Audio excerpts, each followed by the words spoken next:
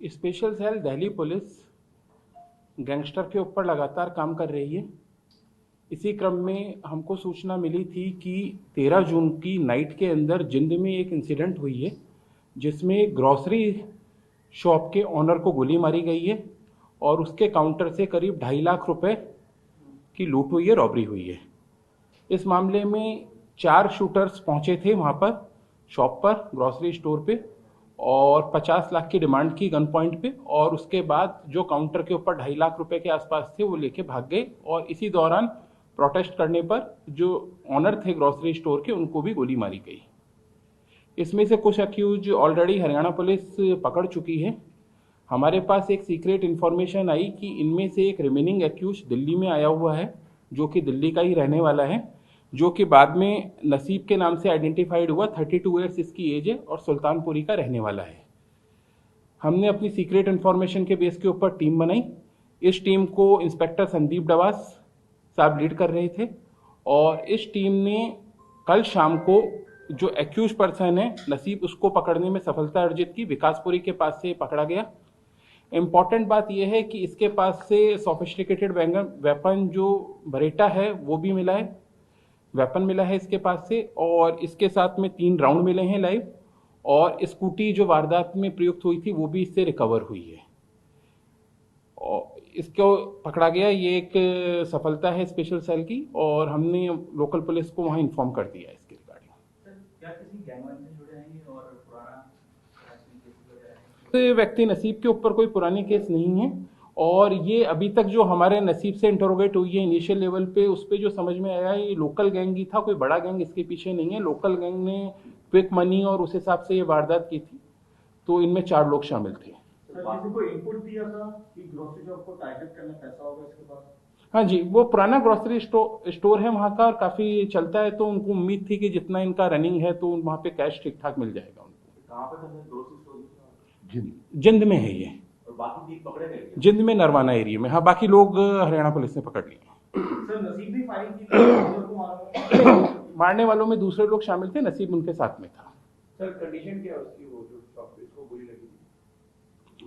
नहीं, उनको स्थिति थोड़ी क्रिटिकल थी उस टाइम पे, एब्डोमिनल वगैरह में उनकी गोली लगी हैं, अभी वो हॉस्पिटल में है।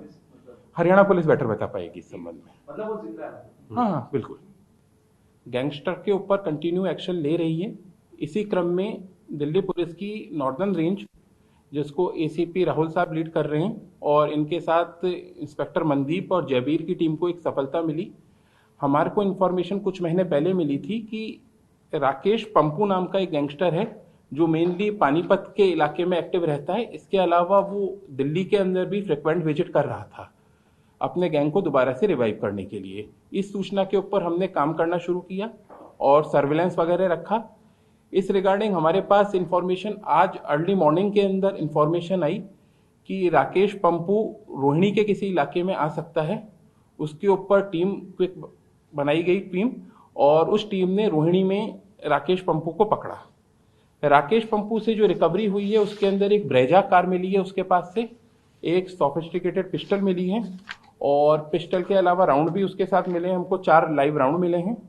राकेश पंपू हरियाणा और दिल्ली के अंदर काफी डेस्परेट गैंगस्टर है, जो कि उस पर करीब 16 से ज्यादा मुकदमे दर्ज हैं, और जिसमें मर्डर का मुकदमा भी है। लेटेस्ट में वीर ढाबा मुरथल के एक मर्डर हुआ था फरवरी लास्ट वीक इसी साल के अंदर, उसमें इसने अपने एंटी गैंग के दीपक का मर्डर किया था। और इस मर्डर के अंदर दीपक से इसकी पुरानी दुश्मनी थी, क्योंकि आज से करीब 10 साल पहले दीपक इसके जीजा के मर्डर में शामिल रहा था। उसका ये लंबे टाइम से बदला लेने का प्लान कर रहा था। जो ये फरवरी 2025 में इसको जब मुरथल में सूचना मिली कि दीपक वहां पे अपने कुछ दोस्तों के साथ आ रहा है, तो वहां इसने अटैक किया, जिसमें फायरिंग के अंदर दीपक की मौत हुई और दीपक का एक साथी घायल हुआ था।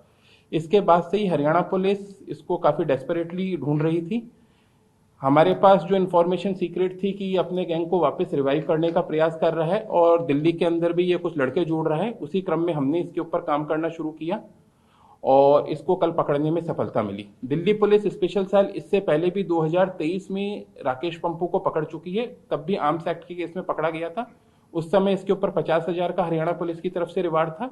इस बार इस मर्डर के बाद जो मुरथल में हुआ है 20,000 का रिवार्ड हरियाणा पुलिस की तरफ से डिक्लेयर किया गया था और कल एक्यूज को सफलतापूर्वक पकड़ा गया।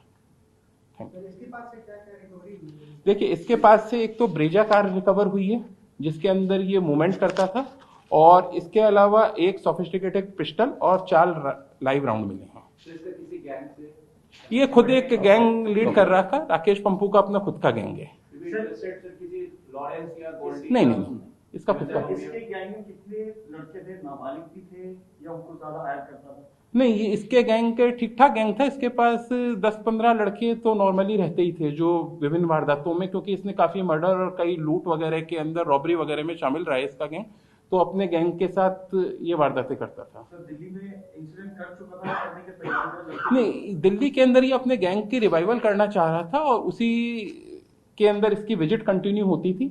तो कई बार हमको पता लगता था इसने विजिट की, लेकिन हमारे पास इन्फॉर्मेशन लेट आती थी। कल हमारे पास टाइमली जो इन्फॉर्मेशन आई कि ये रोहिणी में आ रहा है, तो टाइमली रेड लगा के इसको पकड़ा गया। नहीं, ये खुद अपने आप में ठीक गैंग चला रहा है। ये किसी गैंग से जुड़ा हुआ नहीं था, लेकिन इसका ठीक गैंग है। वहां पे हरियाणा के अंदर मेनली इसकी काफी वारदातें हैं, 16 से ज्यादा वारदातें हैं इसके ऊपर, जिसमें रॉबरी, मर्डर, लूट, इस टाइप की वारदातें काफी हैं। दोनों और दोनों के विजुअल है। ठीक है, थैंक यू।